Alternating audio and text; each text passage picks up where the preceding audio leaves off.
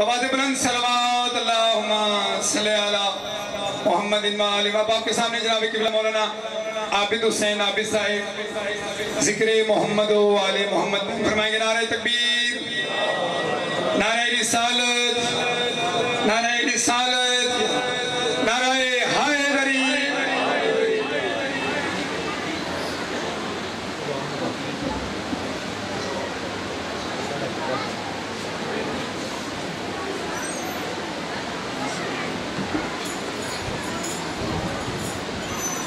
دعائے ظہور حجت الزمان۔ بسم اللہ الرحمن الرحیم۔ اللہم کل ولیک الحجت بن الحسن صلواتک علیہ وعلا آبائہ فی هذه الساعة وفی کل ساعة ولیا وحافظا وقاعدا وناصرا ودلیلا وعینا حتی تسکنہ ارضک طوعا وتمتعہ فیہا طویلا۔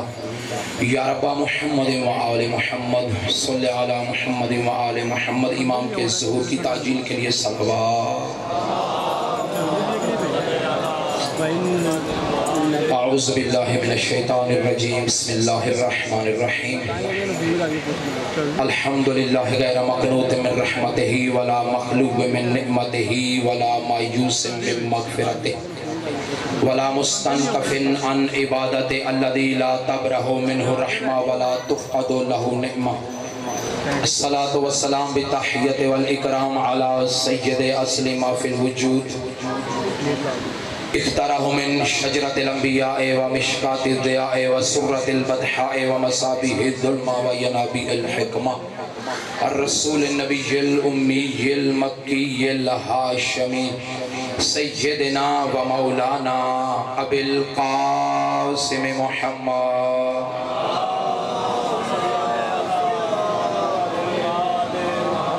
وعلى أهل بيته الطيبين الطاهرين المعصومين المنتجبين المنتخبين المهديين أما بعد بسم الله الرحمن الرحيم إذ قالوا لنبي لهم ابعث لنا ملكا نقاتل في سبيل الله بلند الصلوات۔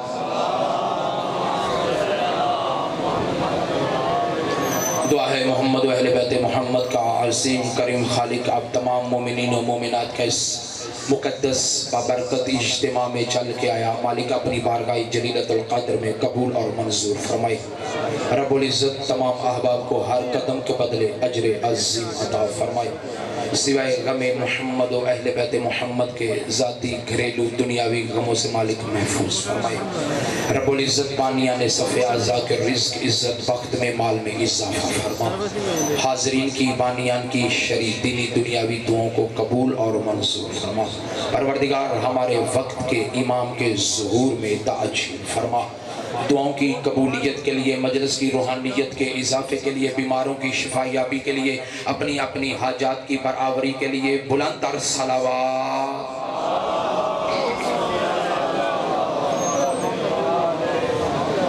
خداوند متعال تمام احباب کو اپنے حفظ و امان میں فرمائے۔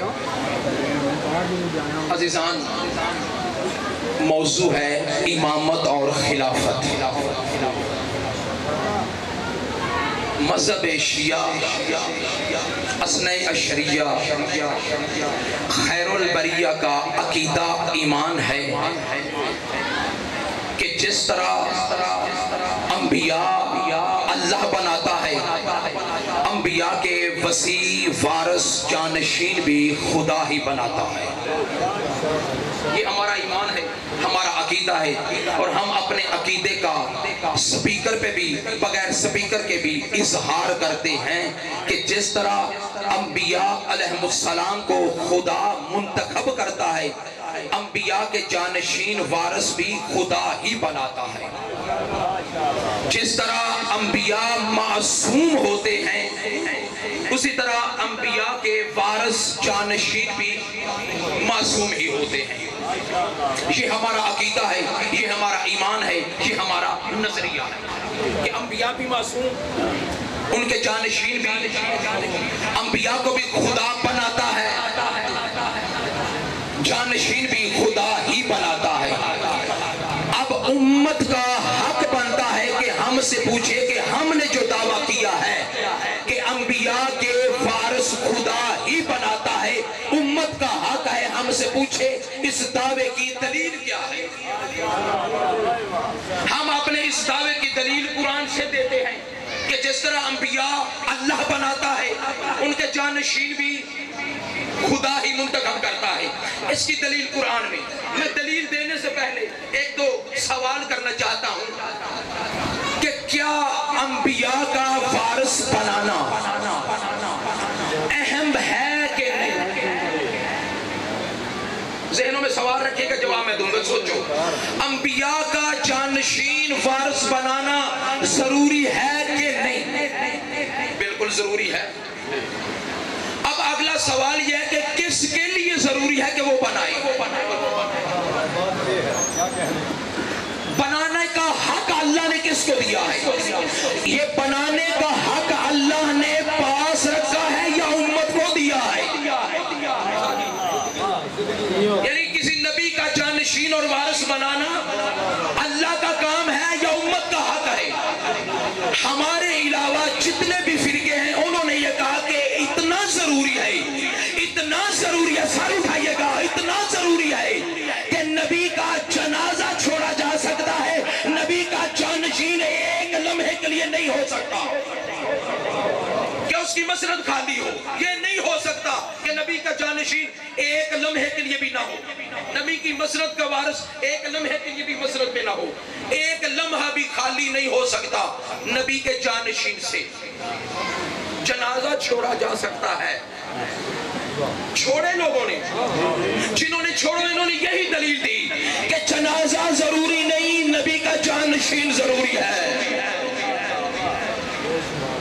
یہاں تک بات سمجھ میں آگئی تو اگلا جملہ آپ کے ذہنوں کی سماعتوں کی نظر، یعنی جنازہ چھوڑا جا سکتا ہے۔ یہ ابو العالی مودودی سے لے کے شبلی نعمانی اور شبلی نعمانی سے اوپر جتنے بھی مورخین ہیں ان کا یہی نظریہ ہے کہ جنازہ چھوڑا جا سکتا ہے، نبی کی مسند ایک لمحے کے لیے بھی خالی نہیں چھوڑی جا سکتی۔ اب میرا اگلا سوال یہ ہے، بیدار رہیے گا، اگر یہ امت کی نگاہ میں کام اتنا ضروری تھا کہ ایک لمحے کے لیے بھی شادی دعا لینے کے لیے اتنا ضروری تھا، اگر مصطفیٰ کی امت کے نزدیک یہ کام اتنا ضروری تھا کہ ایک لمحے کے لیے بھی نبی کی مسند کو خالی نہیں چھوڑا جا سکتا، جو کام امت کے نزدیک اتنا ضروری ہے وہ محمد کے نزدیک ضروری کیوں نہیں تھا؟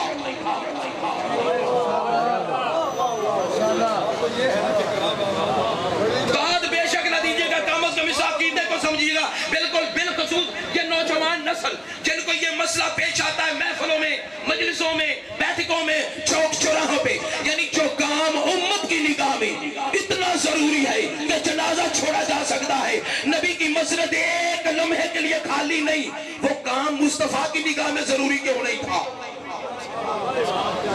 بھائی مصطفیٰ ان کا نظریہ کہ بنا کے نہیں گئے، ہم کہتے ہیں بنا کے گئے، فرق یہی ہے۔ وہ کہتے ہیں کہ نبی بنا کے نہیں گئے، جس کام کو نبی کر کے نہیں گئے امت کو کس نے حق دیا کہ وہ کرے؟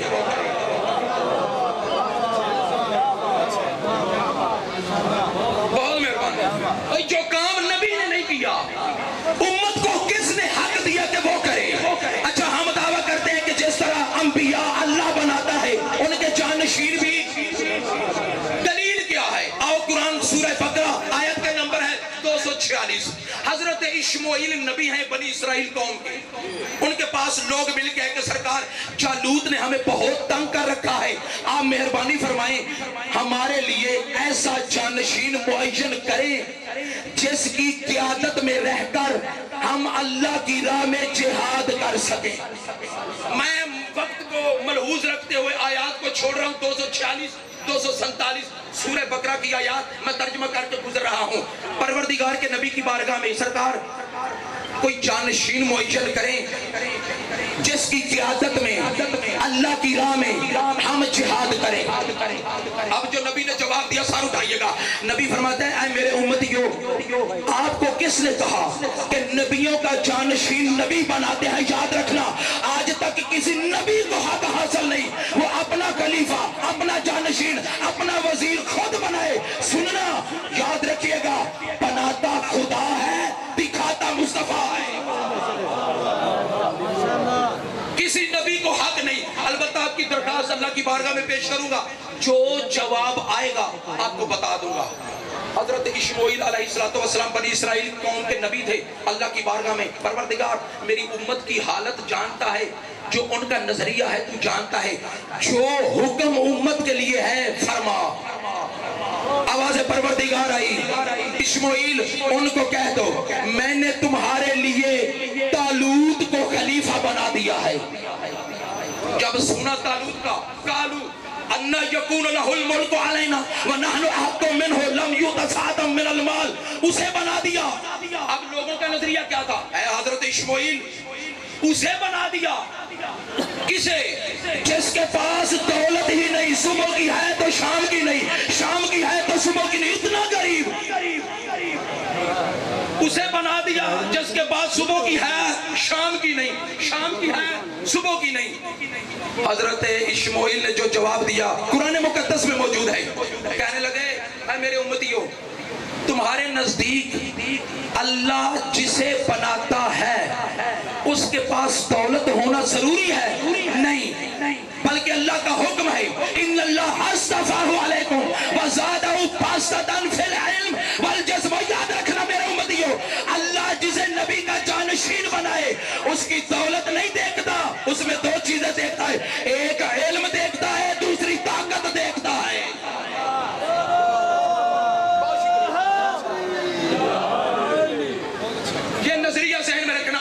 جسے نبی کا جانشین بنائے اس میں دو چیزیں دیکھتا ہے، ایک علم، دوسری شجاعت، طاقت. علم، شجاعت. لو جو منوانا چاہتے ہو ہم سے منوا لو، کہ فلاں کو نہیں مانتے، فلاں کو نہیں مانتے، فلاں کو نہیں مانتے، جس کو منوانا چاہتے ہو منوا لو. لیکن قرآن کے نزدیک جو نبی کا جانشین ہو اس میں دو صفتیں ہونی چاہیے. لو نبی کے بعد جسے منوانا ہے ہم سے منوا لو، لیکن قرآن کے مطابق اس میں دو صفتیں ہونی چاہیے. سب سے بڑا عالم ہو، سب سے بڑا شجاع ہو، جس میں سب سے زیادہ علم ہے اسے منوا لو، اور جس کے پاس سب سے زیادہ طاقت ہے اسے منوا لو. اگر کہیں نہ ملے آؤ علی کے دروازے پر جسے اللہ نے سب سے بڑا عالم بنایا، سب سے بڑی طاقت دی، علم اتنا دیا کہ منبر سلونی پہ آ کے کہتا ہے ایھا الناس علمنی رسول اللہ زکن سکا لو سنیت الوسادت وجلست علیہا لافتیت اہل التورات بتوراتہم واہل الزبور بزبورہم واہل الانجیل بانجیلہم واہل القرآن بقرآنہم. اے دنیا والو، مجھے نبی نے علم ایسے دیا جیسے پرندہ اپنے بچے کو دانا دیتا ہے. اے لوگوں، اگر میرے لیے مسند علم بچھا دی جائے، تورات والے سوال کریں، زبور والے سوال کریں، انجیل والے سوال کریں، قرآن والے سوال کریں، ہر کسی کو اس کتاب کے مطابق جواب دوں گا. بلکہ ہر کتاب کا وارث نبی بول کے کہے گا علی جو کہہ رہا ہے یہ حق ہے، یہ سچ ہے.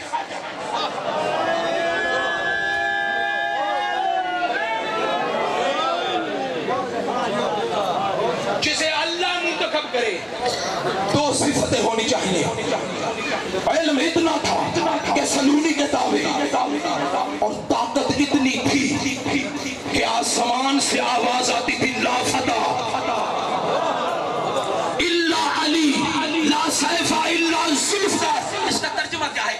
لا فتح، کوئی جوان نہیں سوائے علی کے، کوئی ذوالفقار نہیں سوائے اس ذوالفقار کے.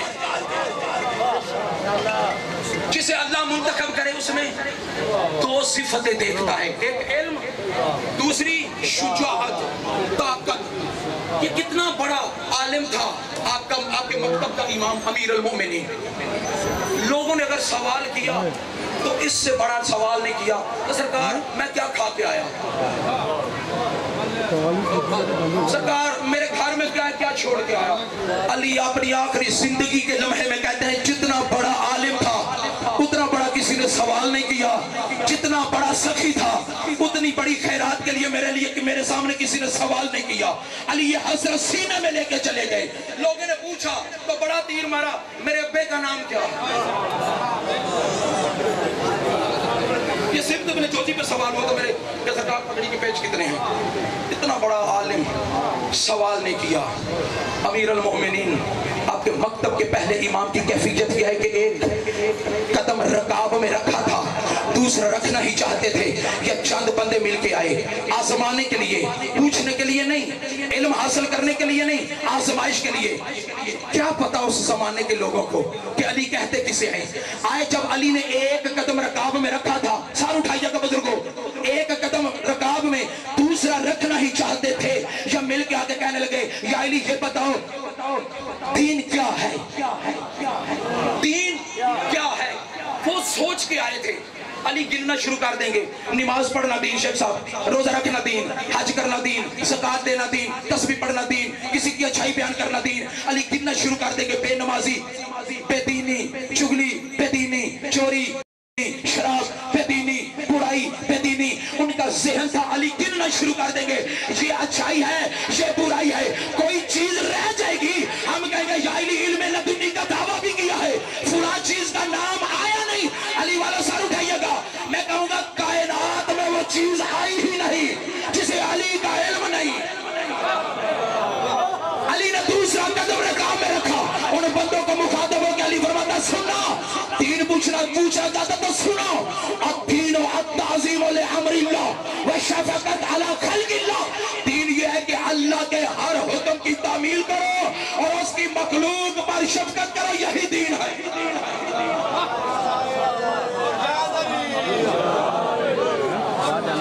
یہ دین ہے۔ علی اس عالم کو کہتے ہیں کہ جس کے پاس عبداللہ ابن عباس عشاء کی نماز کے بعد بیٹھ گئے قرآن کی تفسیر پڑھنے کے لیے۔ عبداللہ ابن عباس خود روایت کرتا ہے صبح کا وقت ہو گیا تھا، بسم اللہ کی پاک کے نکتے کی تفسیر مکمل نہیں ہوئی تھی۔ اس عالم کا نام علی ہے اور یہ ابن عباس کا دعویٰ ہے۔ دنیا والوں، اگر میرے اونٹ کی مہار گم ہو جائے کسی جنگل میں قرآن سے تلاش کر سکتا ہوں۔ لوگ کہتے ہیں کیا تیرے ساتھ قرآن باتیں کرتا ہے؟ ابن عباس کا جواب سنیے گا۔ ابن عباس آنکھوں میں آنکھیں ڈال کے کہتے ہیں میں نے قرآن تم جیسوں کے پاس نہیں پڑھا، میرے قرآن کے استاد کا نام علی ہے۔ اتنا بڑا عالم، اللہ جسے منتخب کرے دو صفتیں ہیں، علم، شجاعت۔ عالم اتنا تھا، بڑے بڑے تخت پہ بیٹھنے والے بادشاہ کہتے ہوئے نظر آئے لولا علی لہلک فلاں، علی اگر آج آپ نہ ہوتے میں ہلاک ہو جاتا۔ پیغام ہے ملت مسلمہ کے لیے، اگر علی کو چھوڑو گے تو ہلاک ہو جاؤ گے۔ جو ہلاکتوں سے بچائے اسے علی کہتے ہیں۔ اتنا بڑا عالم تھا۔ چند خارجی علی کے پاس آئے، سرکار ہمارا سوال ایک ہے، ہر کسی کو جواب مختلف چاہیے۔ سوال ایک، 10 بندے، سوال ایک، دعا کے لیے سوال ایک، جواب ہر کسی کو مختلف۔ علی فرماتا سوال کرو گے یا میں سوال بھی بتاؤں؟ کہنے لگے سرکار پہلا سوال یہ ہے بتاؤ علم بہتر کے دولت؟ علی فرماتا ہے علم بہتر۔ یا علی دلیل کیا ہے؟ علی فرماتا ہے دلیل یہ ہے علم خرچ کرنے سے بڑھتا ہے، دولت خرچ کرنے سے ختم ہوتی ہے۔ دوسرا خارجی کھڑا ہوا، یا علی بتاؤ علم بہتر کے دولت؟ سوال ایک ہے، یا علی دوسرا بندہ، یا علی علم بہتر کے دولت؟ علی فرماتا ہے علم بہتر۔ سرکار دلیل کیا ہے؟ فرماتا ہے دلیل یہ ہے علم تیری حفاظت کرتا ہے، تو دولت کی حفاظت کرتا ہے۔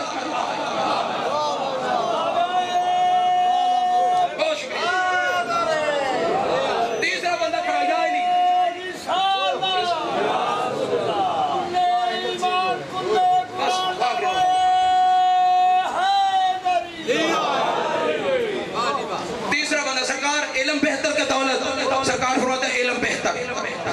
دلیل کیا ہے؟ چوری رسلی سنیے گا، دلیل کیا ہے؟ سرکار دلیل یہ ہے دولت پرانی ہو جاتی ہے، علم پرانا نہیں ہوتا۔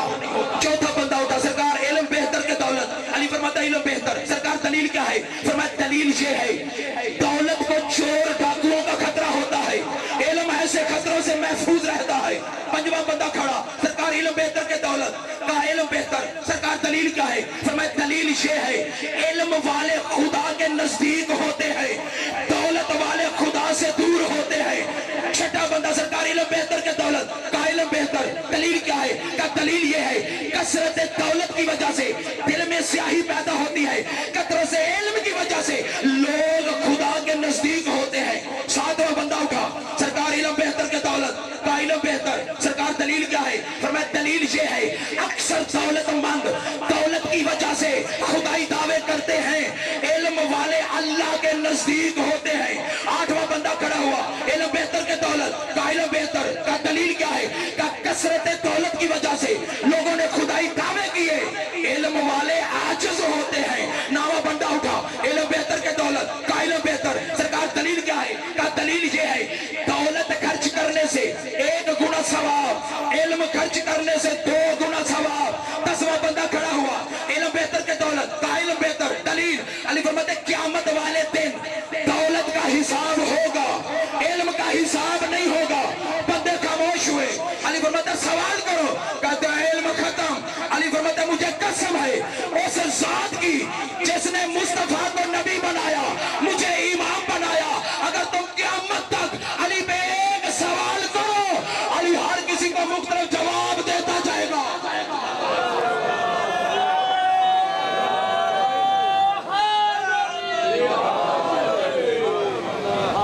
اتنا بڑا بلند سے نعرہ تکبیر، نعرہ رسالت، نعرہ رسالت، نعرہ حیدری۔ لہذا نبی خدا بناتا ہے، اس کا وارث بھی خدا بناتا ہے۔ یہ ایک نبی کا واقعہ، حضرت موسیٰ علیہ السلام کو جب اللہ نے کہا نا اذهب الى سورہ طٰہٰ آیت نمبر 23 24 25 26 27 اذهب الى فرعون، چون فرعون کی طرف کا پروردگار چاہتا ہوں رب اشرح لی صدری ویسر لی امری واحلل عقدۃ من لسانی یفقهوا قولی واجعل لی وزیرا من اہلی ہارون اخی اشدد بہ ازری۔ پروردگار چاہتا ہوں لیکن میرے جانے سے پہلے، مختصر کرو، میرے جانے سے پہلے میرا وزیر بنا، نام ہارون ہے، رشتے میں میرا بھائی ہے۔ میں اللہ کے نبی کی بارگاہ میں دست بستہ گزارش کروں گا، نام بھی بتا رہے ہو، رشتہ بھی بتا رہے ہو، خود بنا لو۔ کہیں گے نہیں، کسی نبی کو حق حاصل نہیں، اپنا وزیر، اپنا وزیر، اپنا جانشین خود بنائے۔ جب موسیٰ جیسا نبی اپنا وزیر عام نہیں بنا سکتا، محمد کی جاہل امت کیسے بنا لے گی؟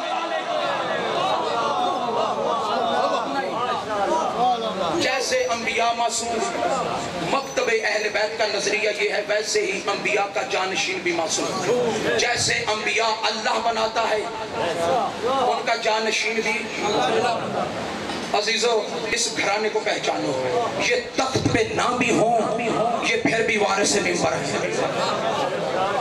عالم کھیت میں بھی ہو وہ عالم ہی رہتا ہے، جاہل منبر پہ بھی بیٹھ جائے وہ جاہل ہی رہتا ہے۔ اور علی کو پہچانو، امت کا گزارا نہیں علی کے بغیر۔ نہج البلاغہ کا دوسرا خطبہ اور اس کا ایک جملہ، اب کی زحمت ختم۔ علی فرماتا ہے دنیا والوں لا یقاس بآل محمد، خبردار کبھی بھی امت کو آل محمد پر قیاس مت کرنا۔ کیوں یا علی کیوں؟ کبھی بھی امت کو آل محمد پر قیاس مت کرنا، اس لیے کہ کائنات آل محمد کے ٹکڑوں پہ پلتی ہے، برابر نہیں ہو سکتے۔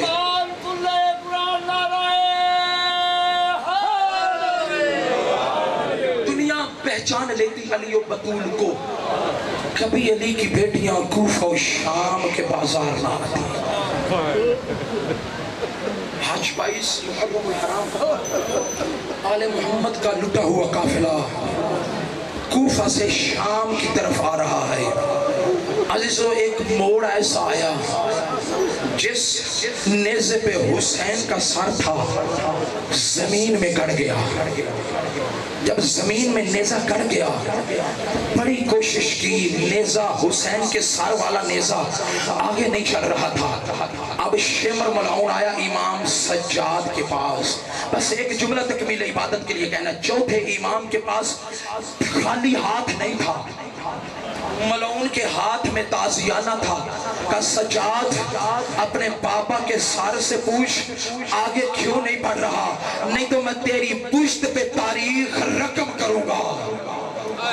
چوتھے امام اپنے بابا کے سر والے نیزے کے قریب آئے, پھوپھی کے قریب گئے, آواز آئی, سجاد پچھلی منزل پہ تیری بہن سکینہ رہ گئی ہے, جب تک سکینہ نہیں آئے گی تیرے باپ کے سر والا نیزہ آگے نہیں بڑھے گا. ادھر سے امام زین العابدین نے پھوپھی سے مشورہ کیا, یا ادھر سے زجر ملعون نے گھوڑا دوڑایا, جہاں سیدہ سکینہ تھی اس طرف, ادھر سے زین العابدین امام کی پھوپھی آگے بڑھی, ادھر سے زجر بن قیس ملعون آگے بڑھا. حمید بن مسلم راوی تاریخ نگار کہتا میں جانتا تھا بہت بڑا ظالم ہے, کہتا میں نے دیکھا اس کا ہاتھ خالی نہیں تھا, میں نے سمجھا کہ ظلم کرے گا, اس سے پہلے میں پہنچ جاؤں. حمید بن مسلم راوی کہتا میرے پہنچنے سے پہلے یہ زجر پہنچ چکا تھا, اس نے ظلم کی ایسی تاریخ رقم کی, بی بی کے ہاتھوں کی رسیاں کھل گئی تھی. علی کی بیٹی پہنچی, عجیب منظر دیکھا, ایک صحیفہ سر سے برکے تک لپٹی ہوئی, اس کی آغوش میں ہے حسین کی 4 سالہ سکینہ. بی بی کہتی ہے مجھے تعجب یہ ہوا, 2 باتیں میں نے عجیب سوچی, کربلا سے لے کے یہاں تک ہمارے ساتھ کسی نے پیار نہیں کیا, اے ضعیفہ بتا تو ہے کون ہمارے ساتھ پیار کرنے والی. دوسرا تعجب یہ ہوا, کون ہے کربلا سے یہاں تک ہمیں تازیانے تماچے لگتے رہے, ضعیفہ تو کون ہے جس نے اسے آغوش میں سلایا اور بی بی سو گئی. جب بی بی نے اپنے چہرے کا نقاب الٹا, کوئی اور نہیں تھی, علی کی زوجہ بقیہ چھوڑ کے آ گئی. بی بی رو کے کہتی زینب